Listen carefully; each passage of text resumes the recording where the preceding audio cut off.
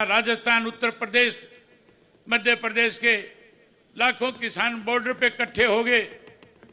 अगर उस आंदोलन को सबसे ज्यादा मजबूती किसी ने देने का काम किया, उस आंदोलन को सबसे बड़ी ताकत किसी ने दी, तो हरियाणा प्रदेश के लोगों ने, हरियाणा प्रदेश के किसान, खेती से जुड़े व्यक्ति ने। साथियों, कांग्रेस के 70 साल में इस देश से जो धन लूट करके विदेशों के बैंकों में जमा कराया है, हम उस काले धन को वापस लाएंगे।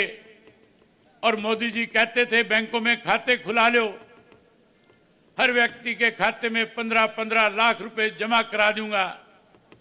मैं पूरे हरियाणा प्रदेश के एक एक गांव में जाकर के आया हूं।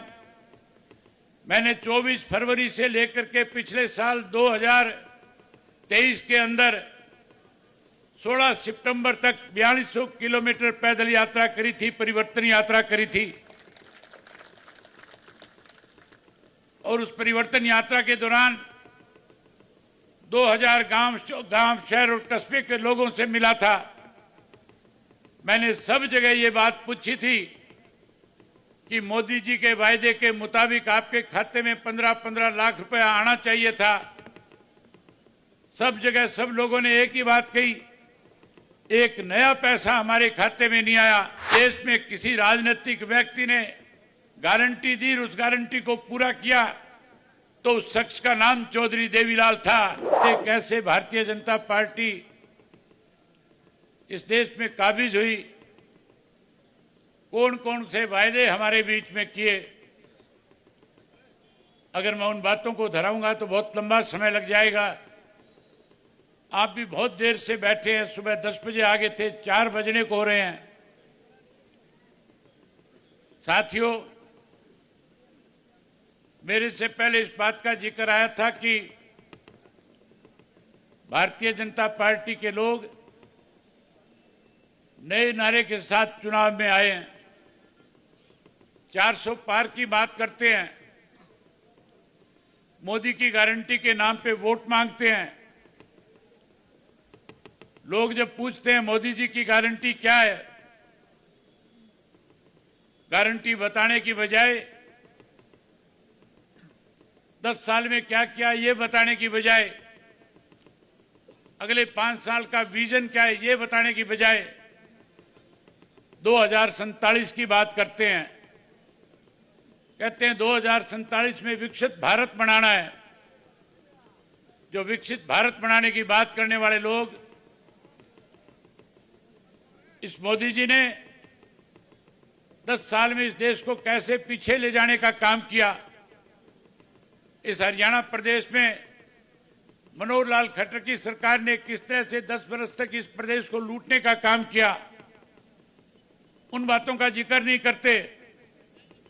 इन 10 वर्षों के अंदर नरेंद्र मोदी जी ने रेल बेच दी, हवाई अड्डे बेच दिए, साथियों इंश्योरेंस बेच दिया, बैंक बेच दिया। जो भी संस्थाएं देश को आमदन पैदा करके देती थी, सारी संस्थाएं अंबानी और अडानी को देने का काम किया। यहां तक अंबानी और अडानी के 19 लाख करोड़ के कर्जे माफ करने का इस मोदी की सरकार ने काम किया। जबकि देश का किसान एमएसपी के कानून की बात कर रहा था, वायदा मोदी का था कि मेरी सरकार बनने के बाद इस देश के अंदर एमएसपी लागू करेंगे। 2014 में मोदी जी ने हमारे साथ वायदा किया था और कहा था स्वामीनाथन की रिपोर्ट को भी लागू करेंगे। वहीं और बड़े बड़े वायदे किए, अगर मैं सबका जिक्र करूंगा तो बहुत लंबा समय लग जाएगा। वायदा किया था साथियों, कांग्रेस के 70 साल में इस देश से जो धन लूट करके विदेशों के बैंकों में जमा कराया है, हम उस काले धन को वापस लाएंगे।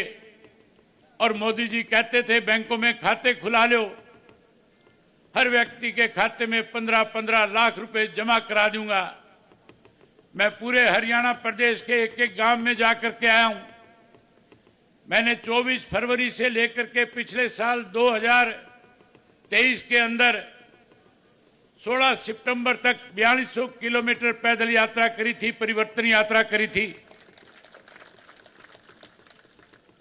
और उस परिवर्तन यात्रा के दौरान 2000 गांव, शहर और कस्बे के लोगों से मिला था। मैंने सब जगह ये बात पूछी थी कि मोदी जी के वायदे के मुताबिक आपके खाते में 15-15 लाख रुपया आना चाहिए था। सब जगह सब लोगों ने एक ही बात कही, एक नया पैसा हमारे खाते में नहीं आया। आज आप हजारों की संख्या में हरियाणा प्रदेश के कुरुक्षेत्र लोकसभा क्षेत्र से आए हुए लोग हो। मैं आपसे पूछना चाहता हूं कि आप में से किसी के एक के भी खाते में एक नया रुपया भी मोदी की सरकार बनने के बाद 10 साल में आया क्या? कोई एक पैसा नहीं आया, ना एक पैसा आया, ना मोदी के राज में एमएसपी का कानून बना। साथियों, 3 काले कानून बना दिए गए थे। इस तरह के 3 काले कानून थे, अगर वो लागू हो जाते तो जिन जमीनों के आज आप मालिक हो, वो कानून बनने के बाद हमारी जमीनें अंबानी और अडानी जैसे लोगों के हाथों में चली जाती। हम अपनी जमीन में नौकर बन करके काम करते। बधाई देता हूं पंजाब के किसानों को, जिन्होंने इस आंदोलन की शुरुआत करी, जिन्होंने एमएसपी के खिलाफ इन 3 काले कानूनों की लड़ाई लड़ने की शुरुआत करी।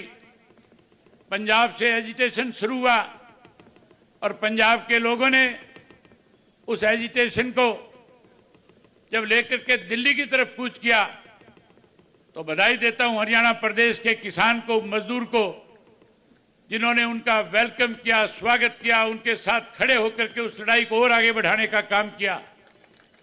आहिस्ता आहिस्ता आंदोलन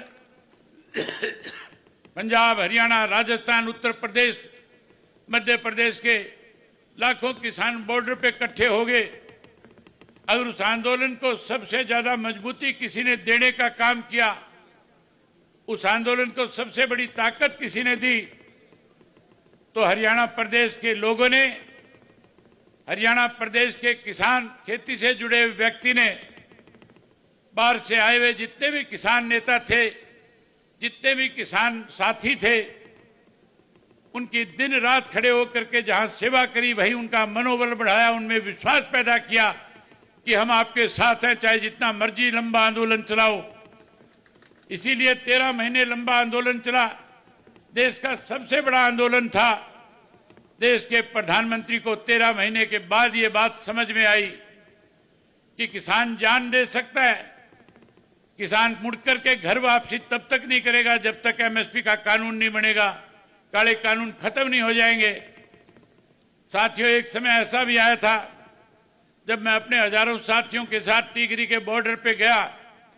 जो किसान नेता वहां पे उस आंदोलन को चलाने का काम कर रहे थे, उन्होंने मेरे सामने प्रस्ताव रखा और कहा कि आज चौधरी देवीलाल अगर हमारे बीच में होते तो इस आंदोलन को बड़ी ताकत मिलती, वो कोई बड़ा फैसला लेते, केंद्र की सरकार को सोचने पे मजबूर कर देते।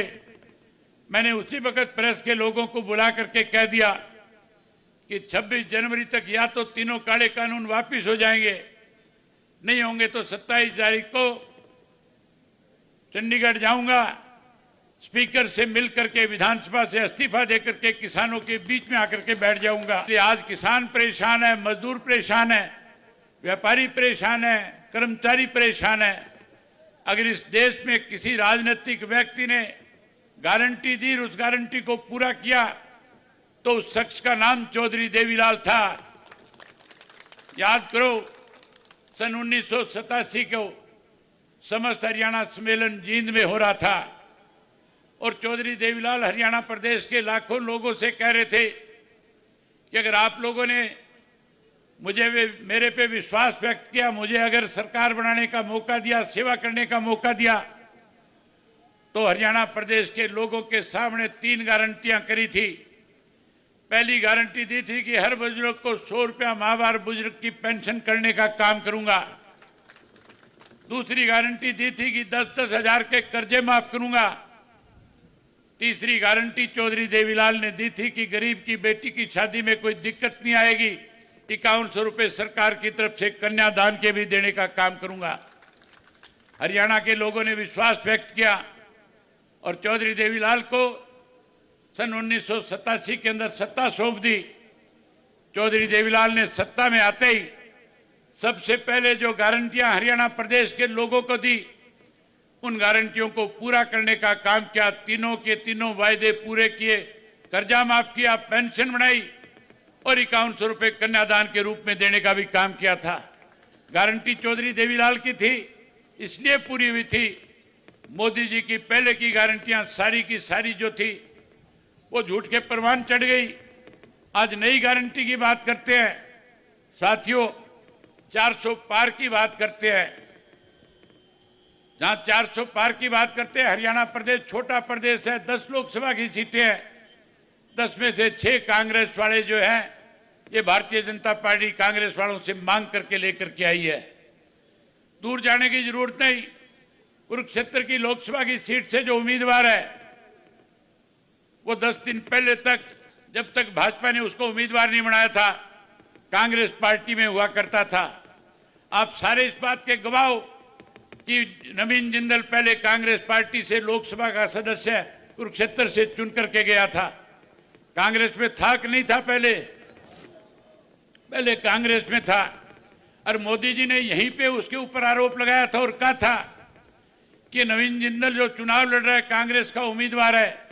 राजकुमार सैनी जो भाजपा की टिकट पे चुनाव लड़ रहा था, मनोहर लाल, इतने हमारे नरेंद्र मोदी जी ने ये कहा था कि साथियों, मैंने खजाने के अंदर पैसा पड़ा देखा है, मैंने तिजोरी में गहने और सोना चांदी देखा है, लेकिन एक ऐसी तिजोरी भी है जिसके अंदर 45,000 करोड़ का कोयला है।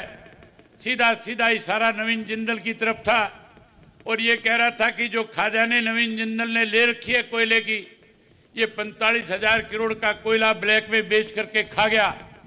ये भी कहा था कि मेरी सरकार बन गई तो इस नवीन जिंदल से पाई पाई का हिसाब करूंगा और इसको जेल की सलाखों के पीछे डाल करके एक एक पैसा वसूल के लोगों पे खर्च करने का काम करूंगा।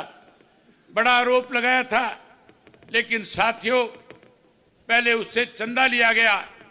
आपको पता है, पिछले दिनों सुप्रीम कोर्ट के आदेश के ऊपर जो इलेक्ट्रॉनिक बॉन्ड्स की जो खबरें छपी, जो सारी डिटेल आई, उसमें सबसे ज्यादा पैसा अगर इकट्ठा किया गया बड़े बड़े लोगों को डरा के धमका करके, तो भारतीय जनता पार्टी ने सबसे ज्यादा पैसा इकट्ठा किया है।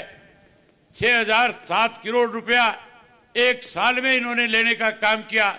उसमें जिंदल का नाम भी है। पहले इससे पैसा लिया गया, फिर इसे डंडा दिखा करके पटका पहनाया गया और पटका पहना करके इन्होंने बीजेपी के दफ्तर में एक वॉशिंग मशीन रखी हुई है, उस मशीन में डाल दिया। 35 मिनट मशीन में घुमाया और 35 मिनट के बाद बाहर निकाल करके कहते हैं कोयला चोर कोहिनूर हो गया है। क्या जहां कोयला चोर को कोहिनूर बना दिया, जहां कोहिनूर कहा गया, वहीं साथियों एक बात और देखने की है।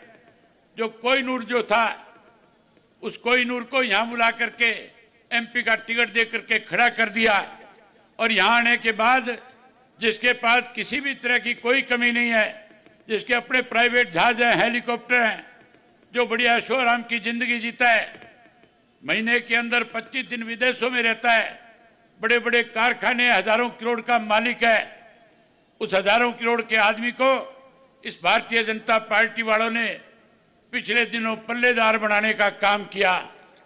आपने वो वीडियो देखी होगी जिस वीडियो में नवीन जिंदल अपने कंधे पे बोरी रख करके गेहूं की ट्रक में लदान करने का काम कर रहा है।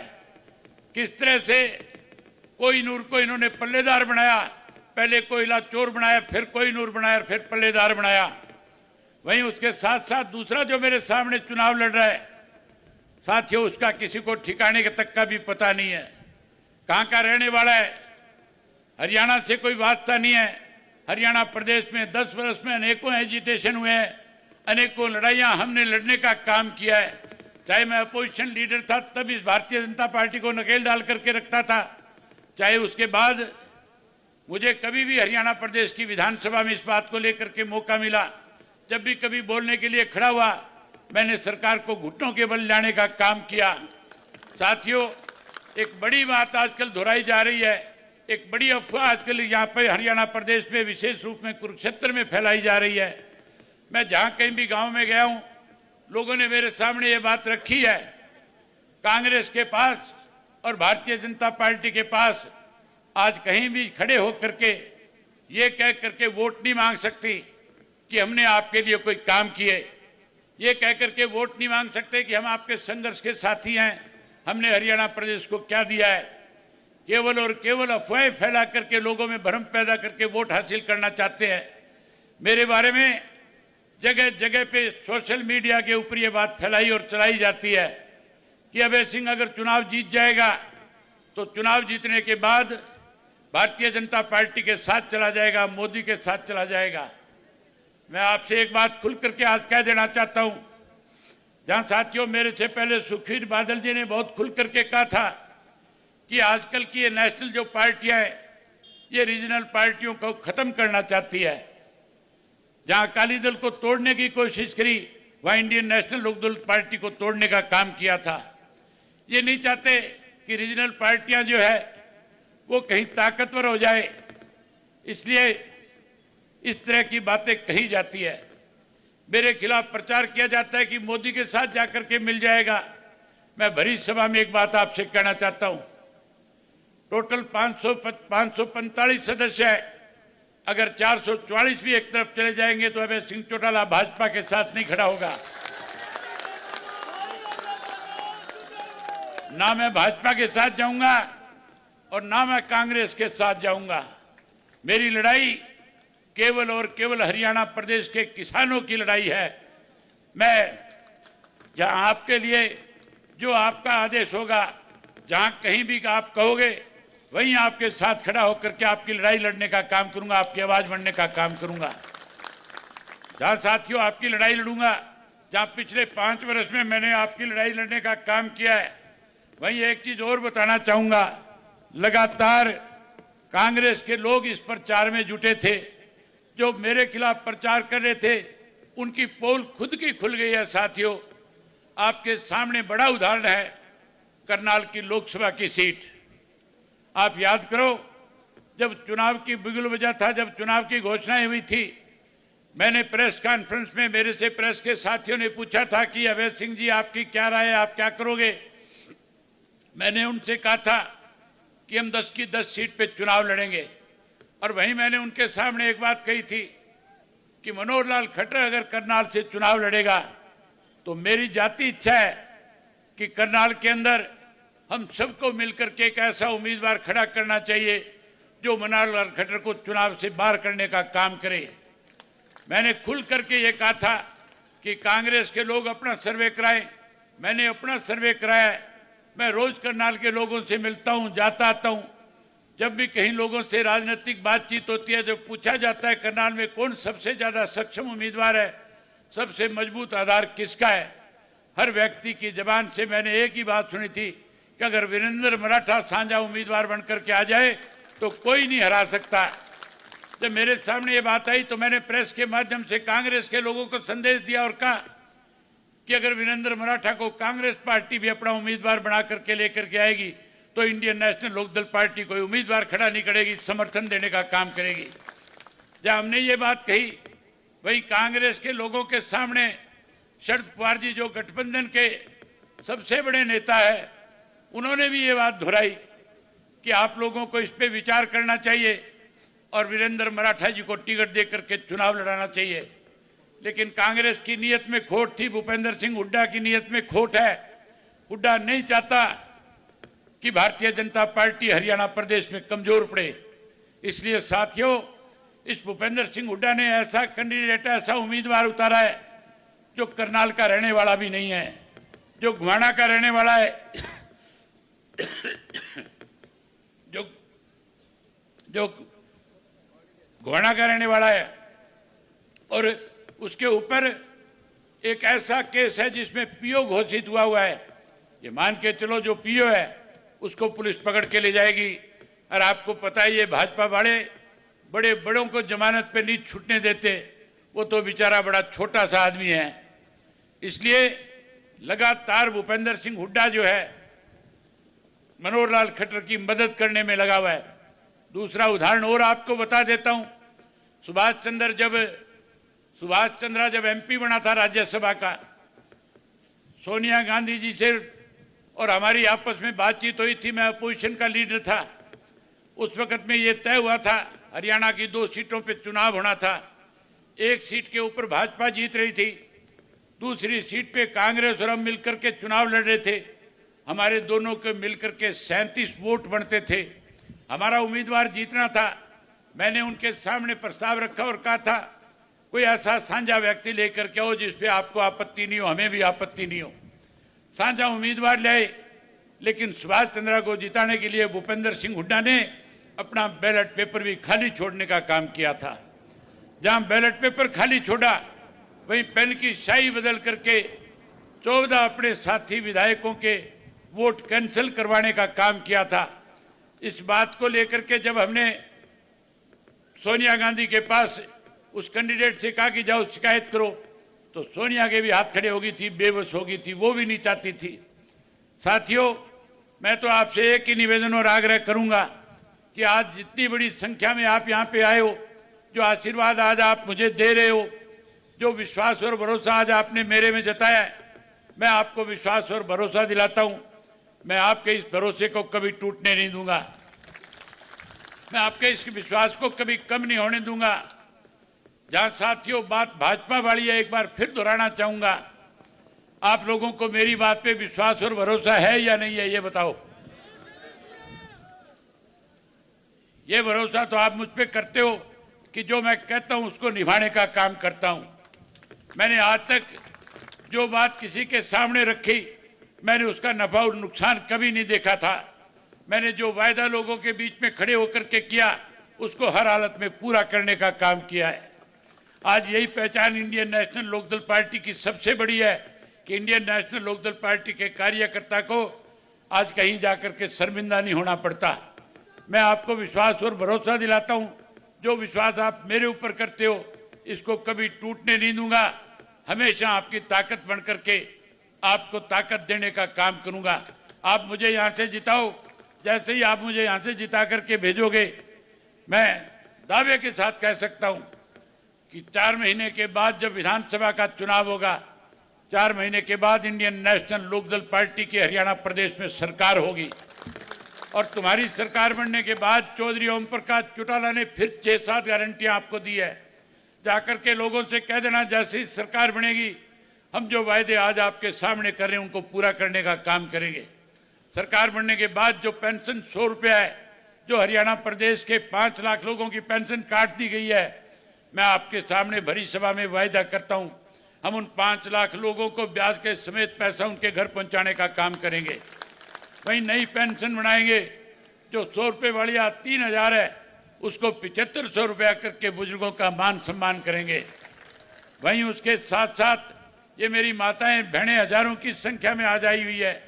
इन माताओं बहनों के साथ मोदी ने धोखा किया था, कहा था गैस का सिलेंडर मुफ्त में दूंगा, मुफ्त में देने की बजाय महंगा कर दिया। मैं आपसे वायदा करता हूं, सरकार बनने के बाद हम गैस का सिलेंडर हर महीने की 1 तारीख को आपके घर में मुफ्त में भेजा करेंगे। जहां गैस का सिलेंडर आपको फ्री में देंगे, वहीं 1100 रुपया हर गृहिणी के खाते में हर महीने की 1 तारीख को उसकी रसोई बढ़िया चले उसके लिए भी आया करेगा। वहीं उसके साथ साथ जिस गरीब आदमी के 9 लाख के पीले कार्ड काट दिए, उनको बहाल करेंगे। चौधरी देवीलाल आवास योजना के तहत हर व्यक्ति को 100 गज के प्लाट में पक्का मकान बना करके देने का भी काम करेंगे।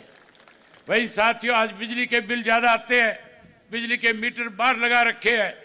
मैं भरी सभा में वायदा करके जा रहा हूं कि बिजली के मीटर जो बाहर लगे हुए हैं, ये पाड़ करके मनोहर लाल खट्टर के घर पहुंचा दूंगा और ऐसे मीटर लगा करके दूंगा, ऐसे मीटर लगा करके दूंगा जिनकी गरारी साथियों 500 रुपए में आकर के बच जाएगी। उससे बड़ा बिल किसी का नहीं आने दूंगा। वहीं उसके साथ साथ नरेगा की मजदूरों की जो दिहाड़ी है, वो पूरे 365 दिन चलेगी और 500 रुपया प्रतिदिन के हिसाब से देने का काम करेंगे। मन बहुत था और बहुत सारी बातें करूं, लेकिन समय काफी ज्यादा हो गया। मेरे कैथल के 5-6 प्रोग्राम और भी रखे हुए हैं, इसलिए आपसे एक बार एक विश्वास चाहता हूं, हाथ खड़े करके करो कि इस चुनाव को आप अपना चुनाव समझ करके लड़ने का काम करोगे। आप भारी संख्या में आए, आप सबका बहुत धन्यवाद। जय हिंद, जय हरियाणा।